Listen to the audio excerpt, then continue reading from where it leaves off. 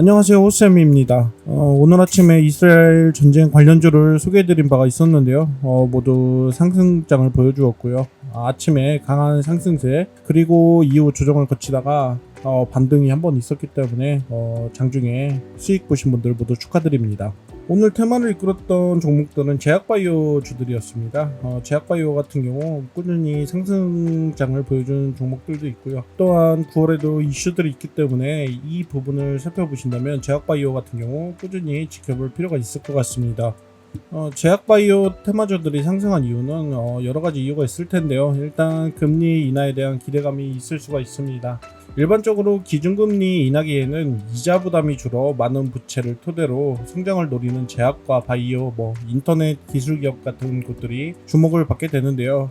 그에 따라서 제약바이오 기업도 주목을 받았다고 말씀을 드릴 수 있을 것 같습니다. SK증권 같은 경우도 금리 인하 시 제약바이오 섹터에 강한 상승 반전 전망이 있다, 이렇게 보고를 한 바가 있고요. 리서치 아름에서는 미 생물보안법이 9월에 하원 표결을 들어간다, 국내 CDMO 기업에 주목을 해야 된다, 이런 이야기를 한 바가 있습니다. 에이프릴 바이오 같은 경우 오늘 떡상을 했는데요. 기술 이전 물질 이야기 때문에 그렇습니다. 갑상승, 암병증, 다발성 경화증 시장을 공략할 수 있다고 보여지고 내년 최대 160억 원의 마일스톤 유입이 기대가 됩니다.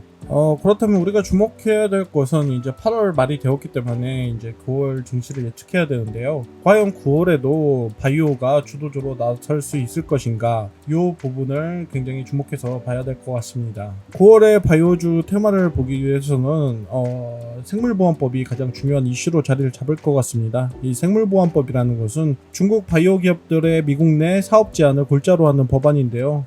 해당 법안에는 BGI, 우시앱텍, 이런 중국 바이오텍 기업들을 직접적으로 저격하는 그런 조항들이 들어가 있습니다. 그래서 미국이 중국 바이오 기업들을 견제한다는 이런 의도가 노골적으로 드러나 있다는 게 바이오계의 평입니다. 실제로 미국과 중국의 사이를 생각해보면 미국 바이오 제약 기업이 중국의 위탁 생산 의존도가 79%나 된다는 것을 생각하면 견제를 할 수밖에 없을 것 같고요. 따라서 국내 바이오 기업들이 반사 이익을 가져갈 수 있을 것이다, 이런 이야기가 이제 많이 돌고 있습니다.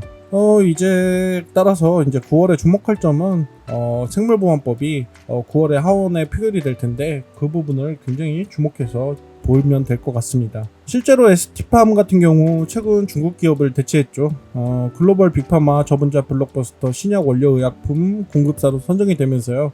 상당한 주가 상승을 보여주었고요. 또한 지난 5일 급락 이후 글로벌 주식시장에서도 회복하는 과정에 헬스케어가 주도 업종으로 자리를 잡고 있습니다. 52주 신고가를 내는 종목들이 굉장히 비중이 상승하고 있는데요. 이 부분도 주목해볼 부분입니다.